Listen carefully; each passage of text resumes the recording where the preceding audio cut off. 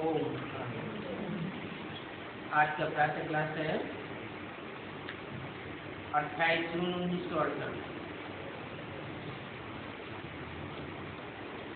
ओम शांति कहने से बच्चों को जो नॉलेज मिली है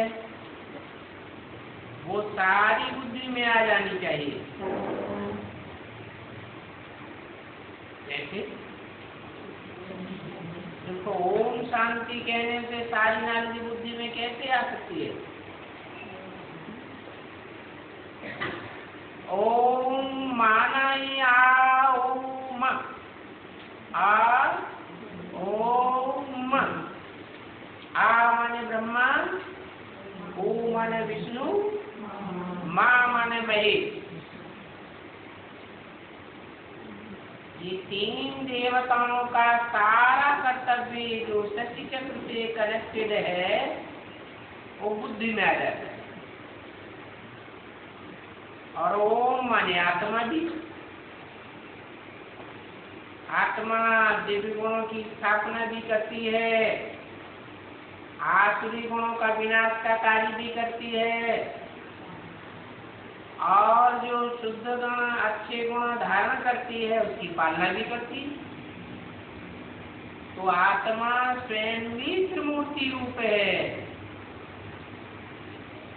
तीन पार्ट बजाती है। और बाप की भी बुद्धि में है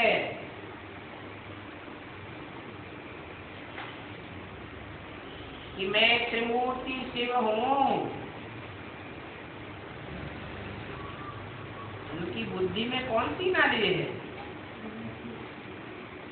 तो मनुष्य सत्य की झाड़ जिसको कल्पवृक्ष भी कहते हैं, उनकी उत्पत्ति, पालना, फिर विनाश कैसे होता है,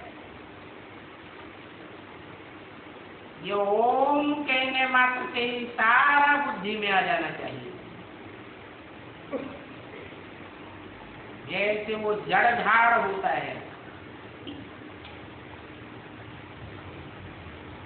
उत्पन्न होता है, विस्तार को पाता है, फिर खलास हो जाता है। ऐसे ही ये मनुष्य शक्ति का चैतन्य झाड़ है। इसका बीज भी चैतन्य है। उनकी महिमा भी गाते हैं।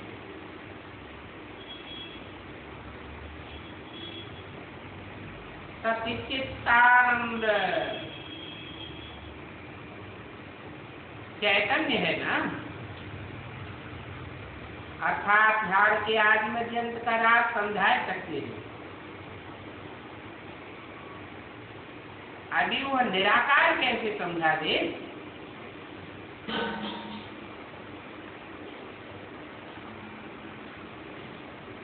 निराकार तो ज्योति बिंदु है। बिंदु में से थोड़ी आवाज आएगी। समझाने के लिए ज्ञान चाहिए, सुनाने के लिए शरीर चाहिए। मनुष्य मात्र तो बिल्कुल जानते ही नहीं है और नए इन बातों पर विचार करते हैं।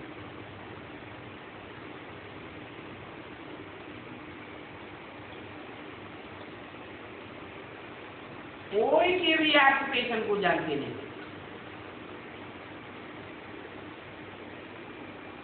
नहीं तो परमपिता परमात्मा के साथ साथ प्रजापिता ब्रह्मा के ऑक्यूपेशन को भी जानना चाहिए।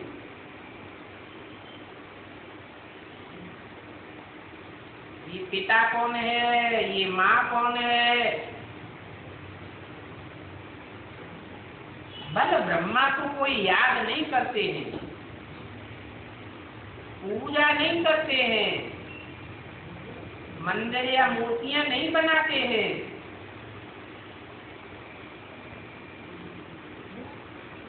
हाँ अजमेर में ब्रह्मा का मंदिर है। मंदिर किस बात यादगार? जरूर संगम युग में पार्ट बजाया है।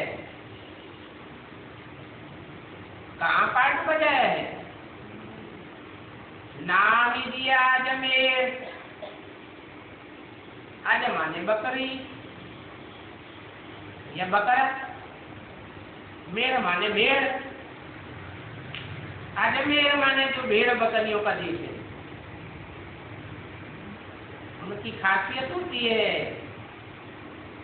एक भेड़ जिस ओर जाएगी, गड्ढे में जाएगी, तो सारी भेड़ गड्ढे में जाएगी।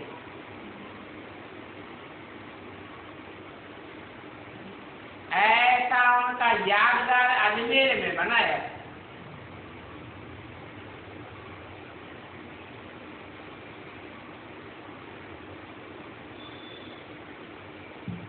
कहाँ का यादगार है? अभी ब्राह्मणों की दुनिया में ये यादगार कहाँ तैयार हुआ है प्रैक्टिकल में?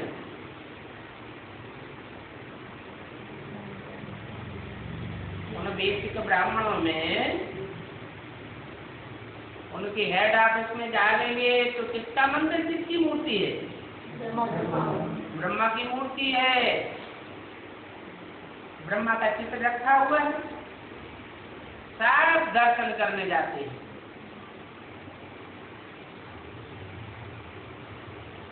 परंतु दुनिया में तो ब्रह्मा को कोई नहीं मानता, याद भी नहीं करता है।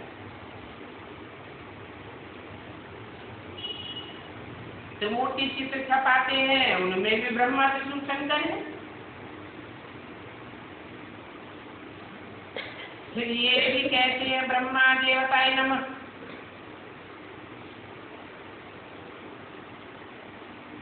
तो ऐसे कहने से सभी की बुद्धि में तो आता है ना, परंतु तुम बच्चे तो जानते हो, वो भक्ति मार्ग में भले कहते हैं ब्रह्मा देवताय नमः,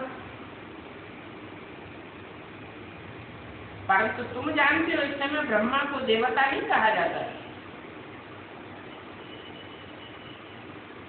देवताएं कौन सी युग में होते हैं?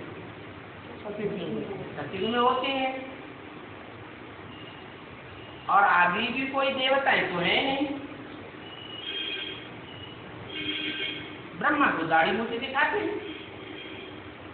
दाढ़ी मूछें तो मनुष्यों को होती है। मनुष्य तो साफ पतित है। पतित मनुष्य जब पुरुषार्थ करे, ब्रह्मा की औलाद बने, ब्राह्मण बने, तो पुरुषार्थ की संपूर्णता पर देवता कहा जाए। संपूर्ण बन करके चले जाते हैं सूक्ष्म बन। ये बातें कौन बैठ सुनाते हैं? बाप कहते हैं तुम्हारे बाप का क्या नाम है? और पूछते किससे हैं? आत्मा से पूछते हैं। आत्मा कहती है हमारा बाबा जिनको मालूम है कि किसने कहा, वो तो प्रश्न पूछ नहीं सकते। अभी बच्चे तो समझ गए। बरोबर दो बातें हैं, एक लौकिक, एक पारलौकिक। सारी बेहद की शक्ति, मनुष्य शक्ति में सबके दो बाप हैं।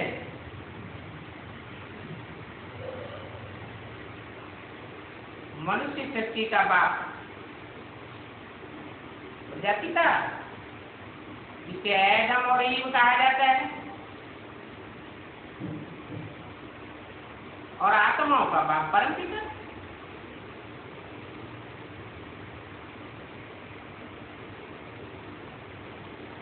तो भक्ति मार्ग में भी दो बाप हैं। अभी फिर ज्ञान मार्ग शुरू होता है।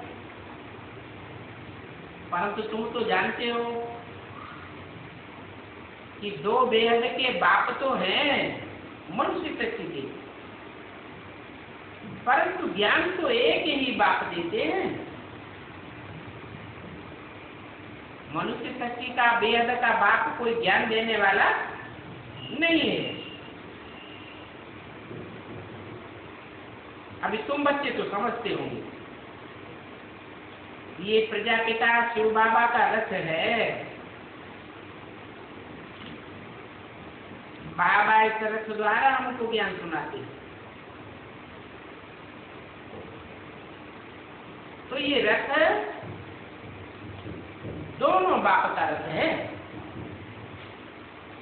एक तो मनुष्य शक्ति के बाप का रथ है और दूसरा परम पिता का रथ है। जिस्मानी बाप का भी रथ है और रूहानी बाप का भी रथ है।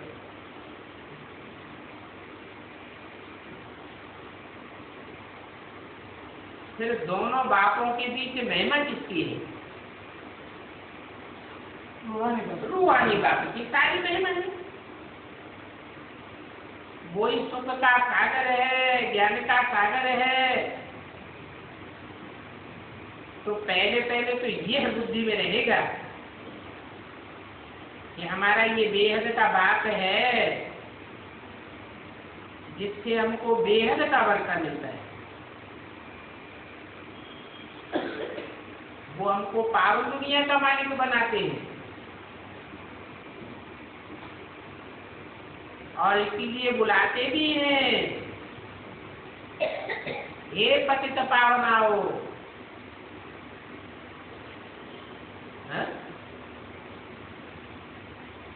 जब बुलाते हैं कि हे पतित पावन आओ, तो किसको बुलाते हैं? साकार है तो इस सृष्टि पर है ही है। जो सारी मनुष्य शक्ति का बाप है, वो तो सदैव इस मनुष्य शक्ति पर मौजूद ही होता है। फिर किसको बुलाते हैं? रूहानी बाप को बुलाते हैं, साकार को नहीं बुलाते हैं। और आत्मा ही पुकारती है। आत्मा ही जानती है वो पतित पावन बाप इस तन में आया हुआ। ये बात भूलना नहीं चाहिए। इस समय बाप आए हैं और ये नई बात है, जिसकी यादगार में शिव जयंती हर वर्ष मनाई जाती है। जरूर कल्प कल्प आते हैं। हाँ, कल्प में एक ही बार आते हैं। इसलिए शिव जयंती भी एक ही बार वर्ष में मनाते हैं। लक्ष्मी नारायण के सतयुग में थे, इस समय वो नहीं है। तो जरूर समझना चाहिए कि इन लक्ष्मी नारायण ने पुनर्जन्म लिया होगा। 16 कला से 14 कला, फिर 12 कला में आए होंगे। परंतु ये बातें तुम्हारे बगैर दुनिया में कोई जानते नहीं है। तुम जानते हो भारत 16 कला संपूर्ण था, जबकि इन्हें लक्ष्मी नारायण का राज्य था। तुम बच्चों की बुद्धि में है बरोबर सतयुग में इनका राज्य था। और सतयुग सिर्फ भारत में ही था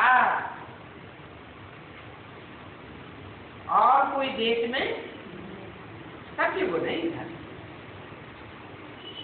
उस सतयुग को कहा जाता है नई दुनिया। बाप जब आते हैं बेहद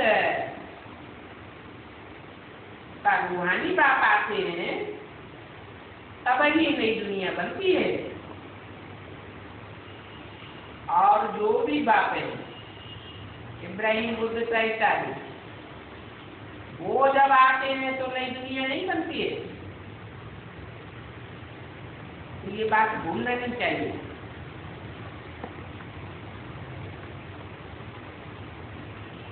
वो पतित पावन बाप इस तन में आया हुआ है, नई दुनिया बनाने के लिए। वहां नई दुनिया में सभी कुछ नया ही नया होगा। देवी देवता नाम की कहा जाता है, परंतु वही देवता है जब वाम मार्ग में जाते हैं तो फिर उनको देवता नहीं कहेंगे।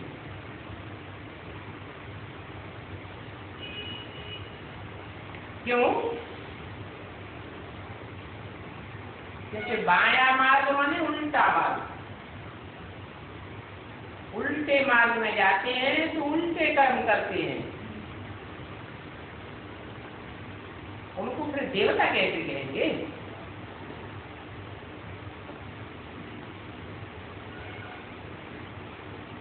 इसकी जन्मों के बाद वाम मार्ग में जाते हैं।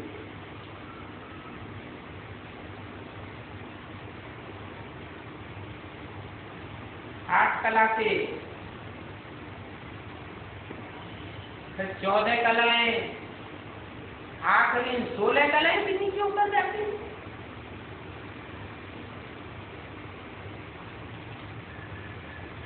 त्रिपुरों का पवित्रता की जो निशानी है वो देवता नहीं कह सकते। कोई भी ऐसे नहीं कहेंगे कि हम उनकी वंशावली के हैं।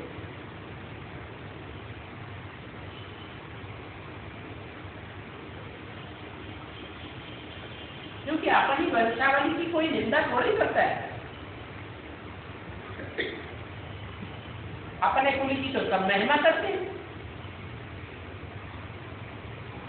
अगर अपन को देवी देवताओं की वंशावली समझते होते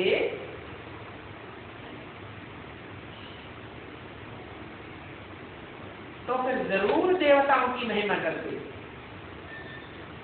फिर अपनी निंदा क्यों करते हैं? भूले हुए हैं कि हम देवी देवता के कुल के हैं। मैंने जब गाते हैं तो जरूर देवताओं को पवित्र और अपने को अपवित्र नीचे पापी समझते हैं। अभी बाप ने समझाया है कि पहले तुम ही पवित्र थे, फिर आप पतित बने हो। पुनर्जन्म लेके लेके पतित बन गए। जो भी पावन थे वो फिर पतित जरूर बन गए। जो पहले नंबर में शुरू में पावन था वो ही फिर अभी पतित बने। तुम जानते हो पावन सो अभी पतित, और ये रथ भी पतित है। इस रथ की कोई महिमा नहीं होती है। तुम स्कूल में पढ़ते हो, उसमें भी नंबर बार first class, second class, third class तो होते। अभी बच्चे समझते हैं हमको तो बाप पढ़ाते हैं तब तो आते हैं, नहीं तो आने की क्या दरकार है। ये कोई गुरु भी नहीं है, महात्मा महापुरुष आदि भी नहीं है। ये तो साधारण मनुष्य तन है, और सो भी 84 जन्मों का पुराना तन। इसलिए कहते हैं बहुत जन्मों के अंत में प्रवेश करता हूं, और तो इनकी कोई महिमा नहीं। मैं सिर्फ इस शरीर में प्रवेश करता हूं। जब प्रवेश करता हूं तब इनका नामाचार होता है। नहीं तो इनको कोई जानता भी नहीं, कोई बता भी। ये प्रजापिता ब्रह्मा कहाँ से आया? इनको देख करके मनुष्य मुझते तो जरूर है। तो ये भी बाप बैठ समझाते हैं कि क्यों मुझते हैं। मुझते इसलिए है कि बाप साधन करने आते हैं। तुमको भी बाप ने समझाया तब तुम समझे हो, नहीं तो कोई बतावे कि ब्रह्मा का बाप कौन है।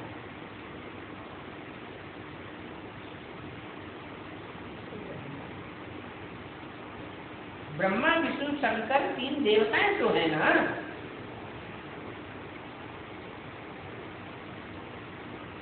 तो तीनों देवताओं की मूर्तियां भी होती हैं।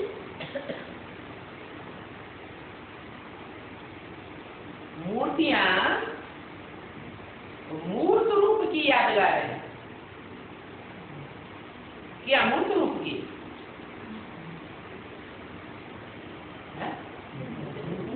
मूर्त रूप की या क्या? मूर्त माना ही साकार। तो उन ब्रह्मा विष्णु शंकर जो साकार मूर्तियां जिनकी यादगार बनती है, उनका भी जरूर कोई बाप तो होगा ना।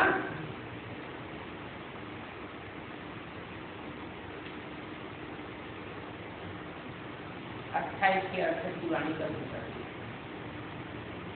ब्रह्मा विष्णु शंकर भी नीचे तबक्के में हैं, उनसे ऊपर के तबक्के में फिर कौन है?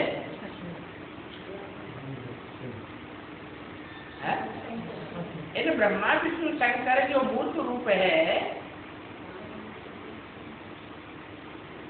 इनका रचयिता कौन? जरूर कहेंगे शिव बाबा। बुद्धि ऊपर चली जाती है और वो परम पिता परमात्मा जो परम धाम में रहते हैं, इस धरती पर आते हैं तो पहले पहले इन तीन मूर्तियों की रचना रखते हैं।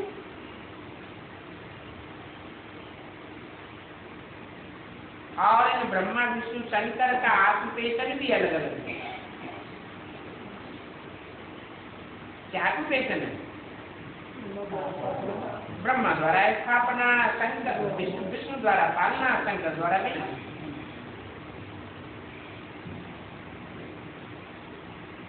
कोई आपस में 3-4 भाई होते हैं, सबका अपना अपना आत्मपेशन होता है। तो हर एक का पार्ट अपना अपना है। इस सृष्टि में जितने भी 500 करोड़ एक्टर्स हैं, वो सब आत्मा एक्टर्स हैं।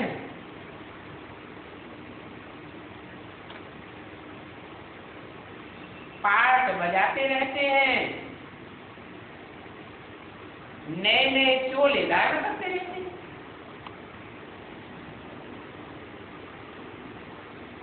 ये भी समझते हो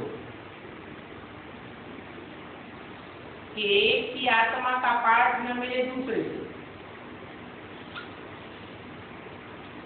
और एक ही आत्मा का चोला न मिले दूसरे से। चोला माने शरीर।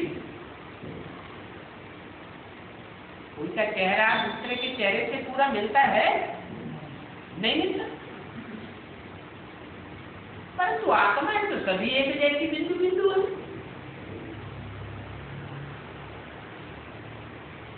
जैसे खेत में बीज बोया जाता है,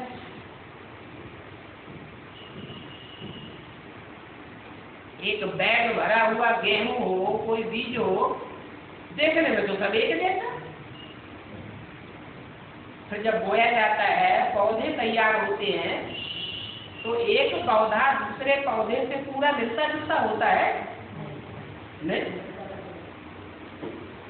जरूर फर्क हो जाता है।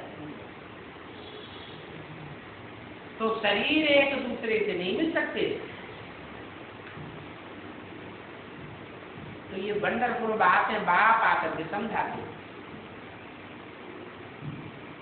कितने ढेर मनुष्य हैं, सभी के चेहरे अलग अलग। अब ये चक्र पूरा होता है क्योंकि सृष्टि के चक्र का अंत है, अंत होगा, फिर तुम सत्य की तरफ जाओगे, फिर से ये चक्र रिपीट होने का है। तो बाप ये सभी बातें भिन्न भिन्न प्रकार से समझाते रहते हैं, कोई नई बात नहीं है। कहते हैं कल तो पहले भी हमने तुम्हें समझाया था।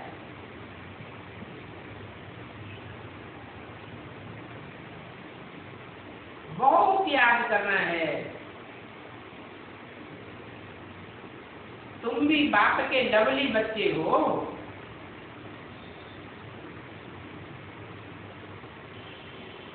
तुम कल्प कल्प बाप को याद करते आए। पहले तुम एक शिव की ही भक्ति करते थे,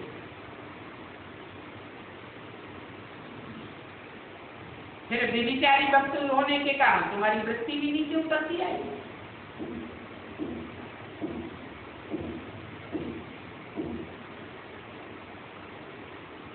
पहले सभी एक की पूजा करते थे, कोई भेदभाव की बात नहीं थी।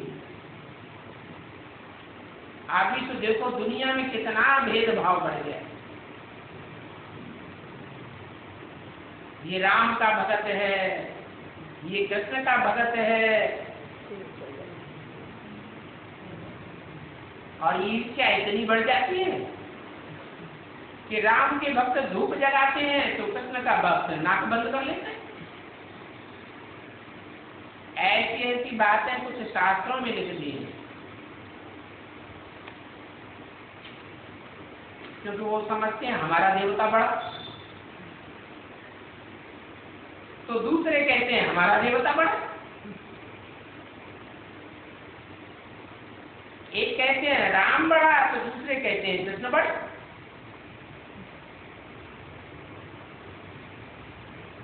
हमारा हमारा भगवान करते रहते। अब भगवान तो एक होगा या दो होंगे, परंतु यह रात तो बाप आकर समझाते हैं।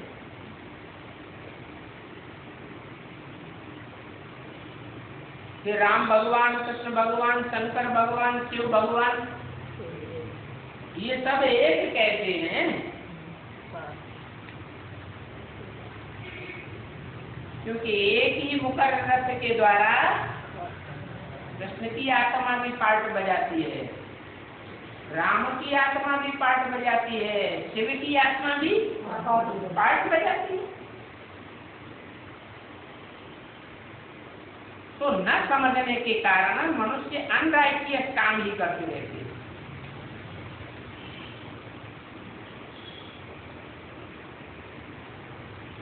उनको कृष्ण से दुश्मनी, उनको राम से दुश्मनी, फिर दुश्मनी करते करते नतीजा क्या निकला? राम वालों ने राम को बड़ा, कृष्ण को छोटा कर दिया, राम को त्रेता में ठोक दिया और कृष्ण को द्वापर में ले गए। समझते थोड़े ही हैं ये क्या करते हैं और क्यों करते हैं।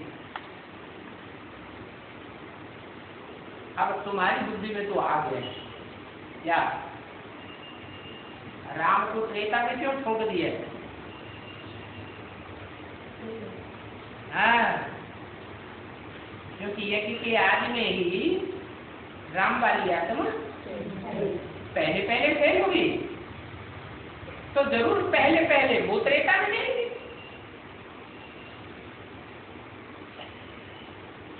जब द्वापर युग की शूटिंग होती है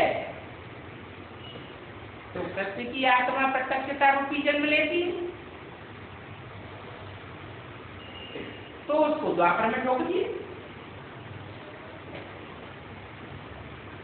तो भक्तों विचारों को बुद्धि तो है नहीं। बुद्धिमानों की बुद्धि बाप ही आकर के तुम बच्चों को सिखाते हैं, समझाते हैं। भक्ति को अज्ञान कहा जाता है। भक्ति तो भक्ति है और ज्ञान तो ज्ञान है, और ज्ञान का सागर एक ही बात है। बाकी वो सभी गुरु लोग भक्ति के सागर हैं।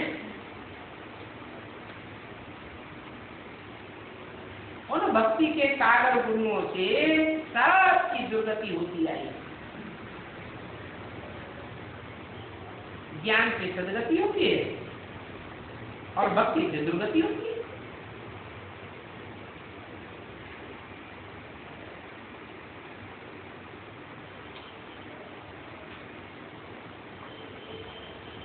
और भक्ति के भी सागर हैं। वो तो छोटे बड़े अनेक सागर हैं। कितने सागर बनाई दिए? 7 सागर बनाई दिए। अब यूं तो सागर एक ही है या 7 सागर है? सागर तो एक ही है।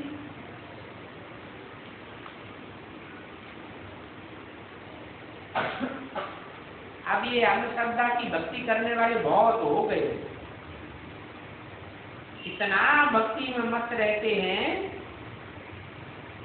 जो फिर कह देते हैं भगवान का कोई नाम रूप नहीं।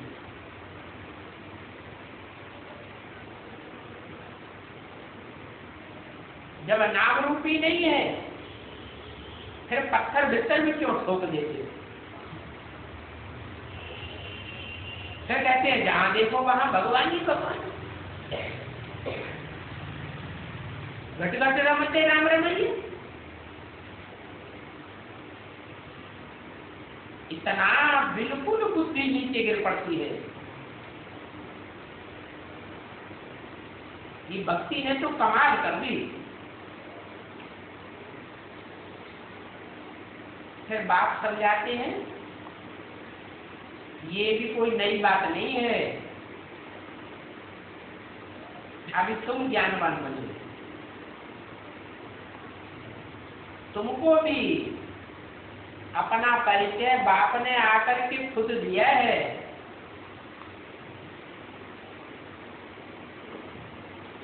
तुमको कोई बाप का परिचय पहले पता नहीं था, और इस सारे चक्र का परिचय तुमको दिया। जो परिचय सिवाय एक भगवान बाप के कोई दे ही नहीं सकता। इसलिए बाप कहते हैं अभी तुम बच्चे सुदर्शन चक्रधारी हो, मैं तो चक्कर में आता ही नहीं हूं, इसलिए मुझे सुदर्शन चक्कर घुमाने की दरकार नहीं है। कोई भी मनन चिंतन मंथन मैं नहीं करता हूं, मैं तो असोचता हूं। तुमको सुदर्शन चक्र देते हैं कि अपनी आत्मा के चक्र को चौरासी में देखो।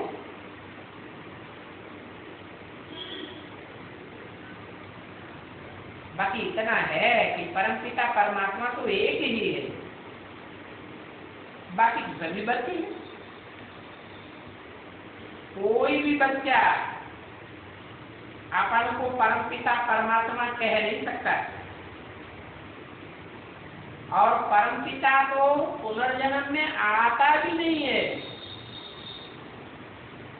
तुम आत्मा रूपी बच्चे तो पुनर्जन्म में आते रहते हो।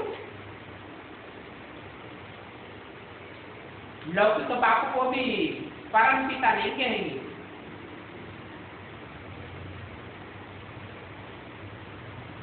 कहेंगे? अगर कहें तो फिर प्रश्न पैदा होता है कि जिसको परम पिता कहा उसने जन्म लिया या नहीं लिया? जन्म तो लिया। तो कोई ने तो जन्म दिया ना, तो वो ही परम पिता हो गया। तो कोई भी अपन को परम पिता कह ही नहीं सकता। ये सन्यासी लोग अपन को शिव ओम कहते, वो या ये परम पिता हो गए। शिव कौन है? शिव का कोई पिता है क्या? और सन्यासी अपन को शिव ओम कहते, तो शिव ओम कहने वाले परम पिता हो गए ना। तो जैसे कि अपन को परम पिता घोषित कर देंगे, परंतु मनुष्य तो परम पिता हो ही नहीं सकता है। जो अच्छे समझदार मनुष्य हैं वो समझते हैं ये कितना बड़ा काम है। इनमें जो एक्टर्स हैं वो सदैव पार्ट बजाते ही रहते हैं, और ये अविनाशी पार्ट है। वो छोटे छोटे नाटक जो होते हैं वो तो विनाशी होते हैं,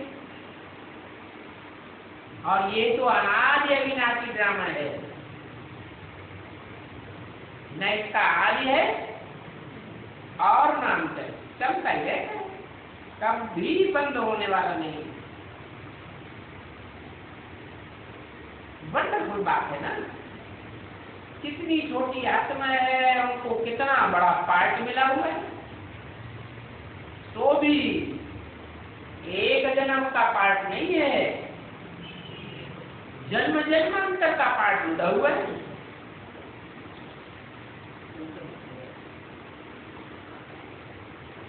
शरीर लेने, शरीर छोड़ने और पार्ट बजाने का कितना वंडरफुल ड्रामा है। और ये बातें कोई शास्त्रों में भी नहीं है।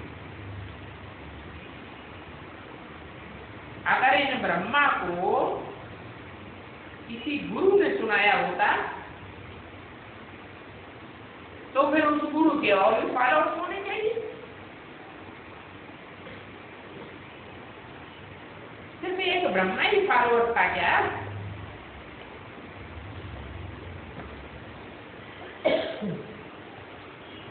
फॉलोअर्स तो हुआ है जो पूरा फॉलो करे। अब गुरुओं की ड्रेस तो अपनी होती है। ब्रह्मा ने अगर किसी गुरु को फॉलो किया होता तो उस गुरु की ड्रेस पहनी होती। अब इन्हीं की ड्रेस आज तो वो है नहीं। कौन कहेंगे कि ये कोई गुरु का शिष्य है? ये तो बाप इनमें बैठ पढ़ाते हैं। तो तुम बच्चों को बाप को ही फॉलो करना है। तुम साफ फॉलो करेंगे। जैसे बारात होती है ना, तो शिव की भी बारात कहते हैं। बाबा कहते हैं ये हमारी बारात है। तुम सब भक्तियां हो, मैं भगवान हूं। तुम सभी ब्राइड्स हो, मैं ब्राइड हूं। अभी बाबा आया हुआ है तुम सभी को श्रृंगार करके ले जाने के लिए, तो कितनी खुशी होनी चाहिए। अभी तुम सत्य के आत्म जंतु को भी जानते हो, और तो कोई जानते ही नहीं। वो जो अपन को जानने वाले कहते हैं वो तो सभी लेते लेते कहती है, नहीं जानते हैं तो कोई जानते। जो जानते हैं उनको कहेंगे आपसे, नहीं तो आपका किस पर रखें? जिसको जानेंगे उसी पर तो आपका रखी जाएगी ना। तुम ब्राह्मणों की सिवाय सारी दुनिया में कोई आस्तिक नहीं, क्योंकि तुमने बाप को जाना है। तुम्हारी आपका है बाप के ऊपर। तुम बाप को याद करते करते पवित्र बन जाते हो, तो पवित्र राजा ही चले जाते हो। अभी बाप समझाते हैं कि मैं आता ही अंत में हूं, तुम मुझे बुलाते ही हो पावन दुनिया की स्थापना करने के लिए, और पतित दुनिया का विनाश करने के लिए बुलाते हो। तो मैं ये कार्य करके जाऊंगा ना कि बीच में छोड़ के चला जाऊंगा? स्थापना करने आया हूं तो पूरी करके जाऊंगा। फिर विनाश भी करते हैं, इसलिए महाकाल भी कहते हैं 28 जून 1968 की वाणी का पीछा। महाकाल के भी मंदिर तो होते हैं ना।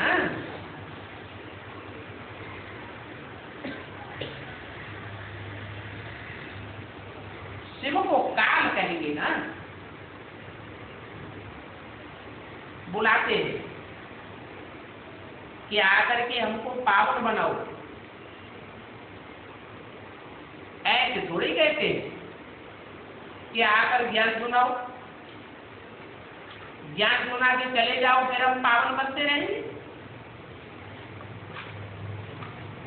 पावन बनाकर तुम सब आत्माओं को ले जाते हैं। अभी बेहद का बाप कितने ढेर के ढेर को लेने आए। कहते भी हैं कालों का काल महाकाल, सभी आत्माओं को पवित्र गुलगुल बनाए देते। आत्माएं जब गुलगुल बन जावे तो फिर बाप भी ले जाते, नैनों पर बिठा कर ले जाएंगे, गोद में ले जाएंगे। अगर पवित्र नहीं बनेगी तो फिर सजाएं खानी पड़ेगी। क्योंकि पवित्र बनने वालों में और अपवित्र रहने वालों में फर्क तो रहता है ना। जो अपवित्र रह जाते हैं उनके पाप रह जाते हैं, तो फिर सजा भी खानी पड़ेगी। और जितनी जाति सजाएं खाते हैं उतना पद भी नीचा होता जाता है। इसलिए बाप समझाते हैं मीठे मीठे बच्चे अभी बहुत मीठे बनो। कृष्ण सभी को कितना मीठा लगता है, कितना प्रेम से कृष्ण को झुलाते हैं। ध्यान में कृष्ण को छोटा बच्चा दे गोद में बिठाकर कितना प्यार करते हैं। बैकुंठ में चले जाते, वहां कृष्ण को चैतन्य रूप में देखते हैं। भक्ति मार्ग में साक्षात्कार तो होते हैं ना। अभी तुम बच्चे तो समझते हो कि सचमुच बैकुंठ आ रहा है। उन भक्तों ने तो सिर्फ साक्षात्कार किए, मीरा ने वैकुंठ का साक्षात्कार तो किया, परंतु सचमुच कोई वैकुंठ में थोड़े चले गए। अभी तुम तो जानते हो हम ये भविष्य में बनेंगे।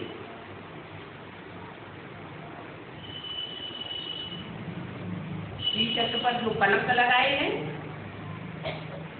वो सभी गलत है। कैसे है?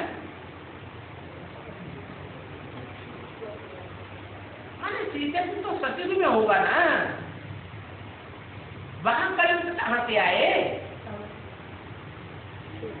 वही कृष्ण की आत्मा जब पुरुषार्थी जीवन में थी तब काली थी, या पुरुषार्थ पूरा होने के बाद खाली होगी? कलंक कब लगते हैं? काला होता है तो कलंक भी लगते हैं। ये तो संगमित की बातें हैं। तुम बच्चों को भी शुरू में बहुत साक्षात्कार हुए, फिर पिछाड़ी में भी तुम बहुत साक्षात्कार करेंगे।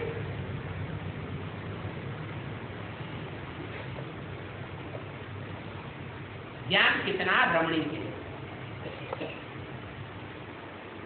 कितनी खुशी रहती है। भक्ति में तो कुछ भी खुशी नहीं रहती। भक्ति वालों को ये थोड़ा ही मालूम रहता है कि ज्ञान में कितना सुख है। वो तो ज्ञान और भक्ति की भेंट कर ही नहीं सकते। तुम बच्चों को तो पहले ये नशा चढ़ा रहना चाहिए। ये ज्ञान सिवाय बाप के और कोई ऋषि मुनि सन्यासी आदि नहीं दे सके। भक्ति करते करते पतित बन पड़े। और पतित बनाया किसने? पतित बनाया रावण संप्रदाय। रावण संप्रदाय कब से आते हैं? द्वैतवादी युग से ये रावण संप्रदाय आते। उसके पहले कौन थे? दैवी संप्रदाय, देवताएं थे। तो तुम थे देवता संप्रदाय के फाउंडेशन डालने वाले। और द्वैतवादी युग से कौन आते हैं? जो रावण संप्रदाय का फाउंडेशन डाल देते हैं। जो भी और धर्म के धर्म पिताएं आए, तब से ये रावण संप्रदाय शुरू हो गया।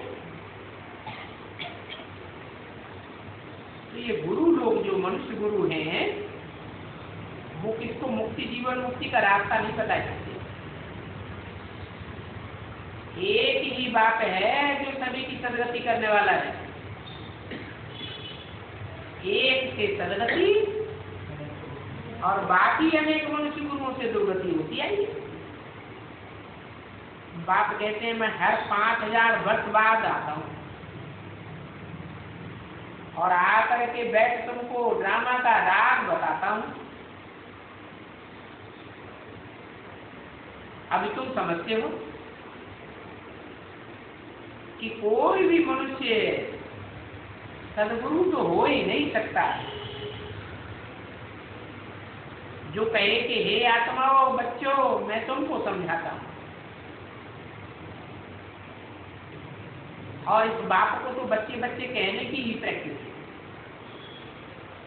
जानते हैं ये हमारी रचना है। ये बाप भी कहते हैं मैं सभी का कहता हूं। कौन से बाप?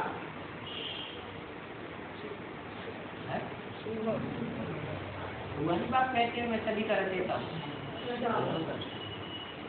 शिव बाप कहेंगे तो आत्माओं का बाप, आत्मा सुरती नहीं जाती।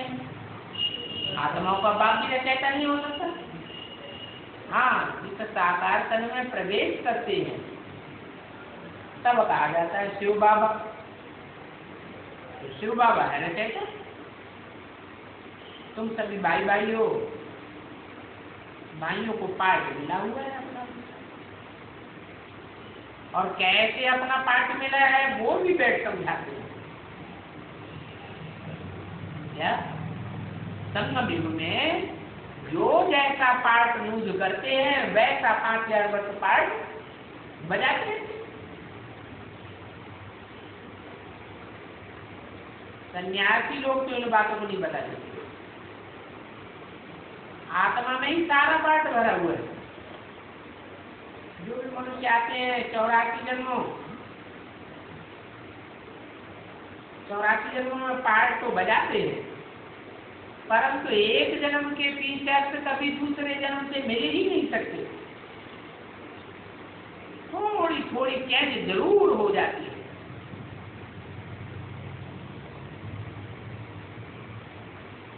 ये 5 जड़ तत्व भी सतोरजतमो होते जाते हैं।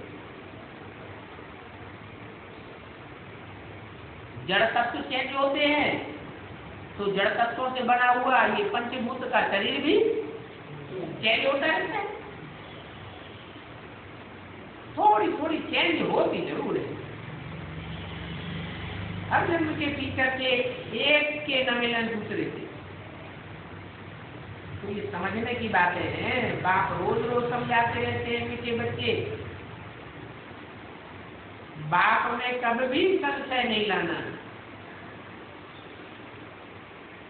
संशय और नित्य, ये 2 अक्षर हैं। बाकी बाप माना बाप।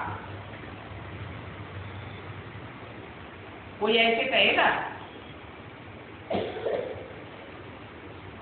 कि हमारा ये 99% बाप है, 1% बाप नहीं है। अरे बाप है तो बाप है, नहीं है तो नहीं है। इस बात में संशय तो हो न सकती। बच्चा कह ही नहीं सकता मैं बाप को याद नहीं कर सकता हूं। अब तुम तो घड़ी घड़ी कहते रहते हो बाबा हमारा योग नहीं लगता। ये क्या बात हुई? अभी योग अक्षर छोड़ दो। क्यों? याद। इन आंखों से जो देखा जाता है वो याद जरूर आता है। तुम तो राज ऋषि हो।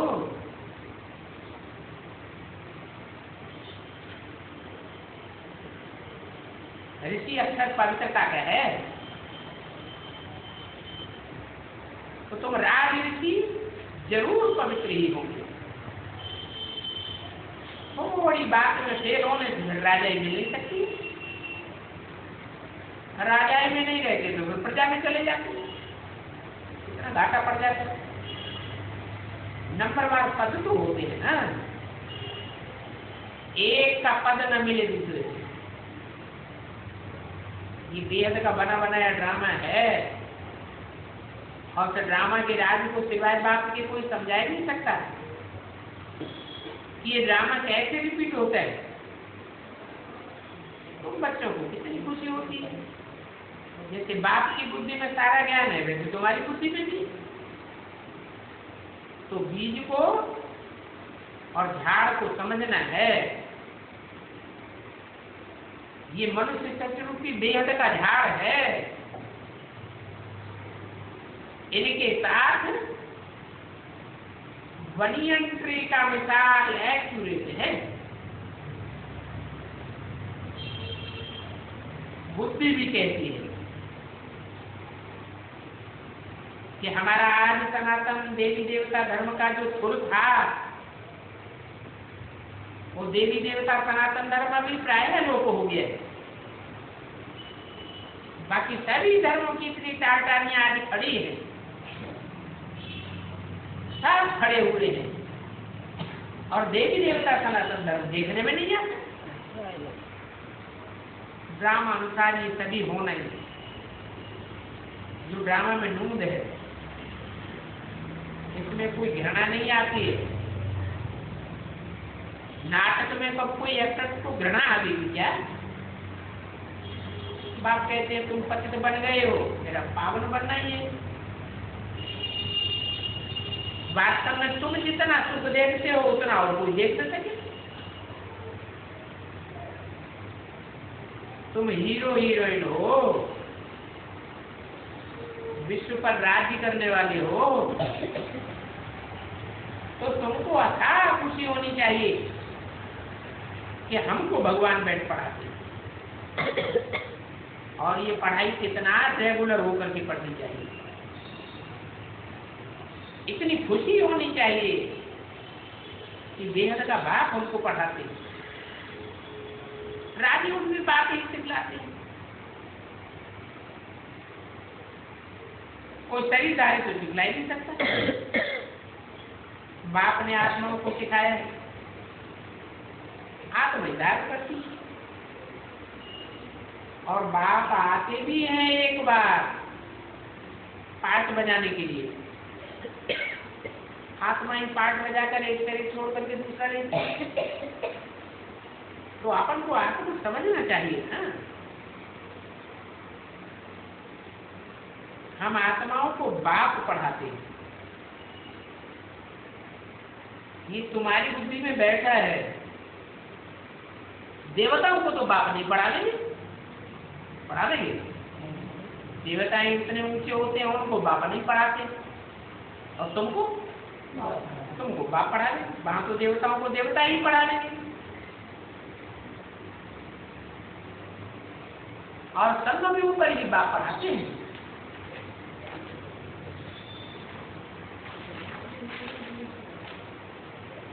पुरुषोत्तम बनने के लिए तुम ब्राह्मण पढ़ते हो, ये पुरुषोत्तम संग भी एक ही बार एक कल्प में होता है जब तुम पुरुषोत्तम बनते हो। क्या पुरुषोत्तम संग में वो नाम क्यों पड़ता है? इस युग में ही पुरुषोत्तम प्रत्यक्ष होते हैं। अभी तुमको सत्य का संग मिला है, सत्य बाबा तुमको सत्य बनाते हैं, और सत्य बनाने वाला, सत्य खंड स्थापन करने वाला एक ही बात है। सच्चा सत्य का संग इसको कहा जाता है। तब कहते हैं संग तारे कुसंग बोरे। तो ऐसे सत्य बाप की पढ़ाई पर पूरा ध्यान देना है, टाइम थोड़ा है, फिर शरीर के ऊपर कोई भरोसा थोड़ा ही है। तो जो करना है वो कर लेना चाहिए। अज्ञान काल में भी 60 वर्ष के बाद बिल करना चाहिए। इनको इतना इस किताब से पूरा जाकर के बात करती बनी। बाप भी कहते हैं जितना पढ़ेंगे लिखेंगे उतना तुम नवाब बनती जाओगे। रुलेंगे फिरेंगे, पढ़ेंगे नहीं तो पाएंगे नहीं। पढ़ाई तो जरूर रेगुलर चाहिए, पढ़ना भी है करना भी है। फिर खाद निकल जाएगी, आत्मा सच्चा सोना बन जाएगी। अब समय बाकी बहुत थोड़ा है, अंतिम जन्म है। जो अच्छी रीति पढ़ेंगे वो ही बच पाएंगे। बाप जानते हैं कि इन बच्चों में ये अवगुण है, ये बहुत अकल्याण करते हैं, ये बच्चे बहुत कल्याण करते हैं। ये फर्स्ट क्लास बच्चे हजारों लाखों का कल्याण करते हैं। अभी तुम बच्चों का तो यही धंधा है, एक दूसरे का कल्याण करते रहो, सबको बाप का मैसेज देना। और ये बताओ कि दो बाप हैं, एक लौकिक हद का बाप, दूसरा पारलौकिक बेहद का बाप। पारलौकिक बाप कहते हैं मुझे याद करो तो तुमको ये बरसा दे। भारत को विश्व की बादशाही जरूर थी, वहां दुख का नाम निशान नहीं था। तो ऐसी सुख की दुनिया में जाने के लिए पूरा पुरुषार्थ करना है। व्यापारी वह जो पूरा व्यापार करके दिखाता है। व्यवहार में भी हो, इसमें पवित्र रहते बनना है, दैवी गुण दान करने हैं, जन्म जन्मांतर के पाप किए हुए। फिर तमो प्रधान से सत्व प्रधान बनने की युक्ति भी वापस लाती कि मुझे याद करो, हमारे सारे पाप कट जाते। तमो प्रधान से सत्व प्रधान कैसे बनते हो, ये सारा ज्ञान तुम्हारी बुद्धि और ज्ञान दे नहीं सकता। क्या इस बात में तुम बच्चों को बहुत खबरदार रहे हैं, इस बात में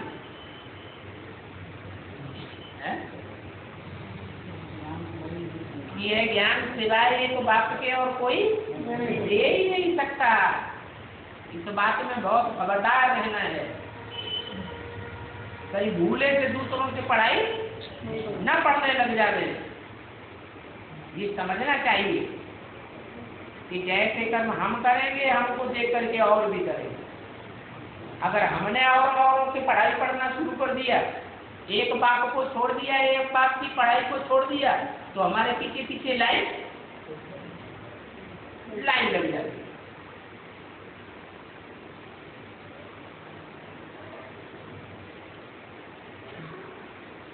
मैं अगर नवाब ज्यादा बनूंगा या नवाबजादी बनूंगी तो और भी बन जाएगी। तुम बच्चों को तो अभी बिल्कुल सावधान रहना है। अभी नवाबी का ख्याल अंदर नहीं आना चाहिए। क्या कि हमें यही अच्छे अच्छे कपड़े पहने, अच्छा अच्छा भोजन खाएं, अच्छे अच्छे मकान में रहें, ये तो नवाबों के ख्याल होते। तुम तो बनवास में बैठे हो। अभी तुम्हारी तो सारी बीमारियां उतरेंगी योग बल से, विकर्म विनाश होते जाएंगे, आयु भी बड़ी होती जाएगी। क्या आयु बड़ी होती जाएगी। योग में ऐसी ताकत है, कैसी? आयु बढ़ाने की। योग के लिए मनुष्य कितना भटकते रहे। तुमसे भी कोई राय पूछते हैं, तुम राय देंगे तो समझाना पड़ेगा, परंतु वो सब समय पर होगा, अभी नहीं होगा। अभी जागेंगे नहीं। अभी अगर जाग जावे तो रिवोल्यूशन हो जावे और बाबा के पास आकर के ढेर के ढेर इकट्ठे हो जाते, फिर तो बाबा ही तंग हो जाते। इसलिए युक्ति बनी हुई है। तुम पांडवों की क्या युक्ति बनी हुई है? करने के पहले पांडव गुप्त होकर के घूमते हैं। पांडव भी गुप्त और उनका बाप भी गुप्त,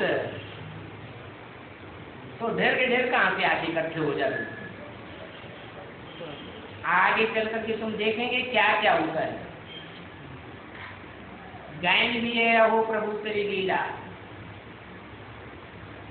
अब लीला तो यहाँ करते हैं ना। मनुष्य को देवता बनाने की कितनी बड़ी लीला है। तो क्या होता है तो आगे चल करके तुम देखेंगे। और विनाश भी तो होना ही है। मनु का शिकार, इस दुखदाई कांटों के जंगल को आग तो लगनी ही है। तुम्हारी आत्मा तो फूल बनती है। बगीचे को कब आग नहीं लगती? कांटों के जंगल को आग लगती है। बगीचे को आग क्यों नहीं लगती? तो हरा भरा होता है, पानी लगता रहता है, तुमको भी ज्ञान जल मिलता रहता है। बाबा ने कहा है तुम बैठे बैठे शरीर छोड़ देंगे। समझते हो ये कोई बड़ी बात नहीं है। बाप को याद करते करते चले जाते। वो लोग ब्रह्म को याद करते करते शरीर छोड़ देते हैं। अब ब्रह्म तो जड़ तत्व है, उसे याद करने से क्या फायदा? वो कोई बड़ी बात नहीं है। बैठे बैठे ध्यान में चले जाते हैं, शरीर जड़ हो जाता है, तो फिर बैठ भी नहीं सकेगा। तुम्हारी तो आत्मा चली जाती। वो तो बैठते ही ऐसे हैं, समझते हैं हम अभी जाते हैं।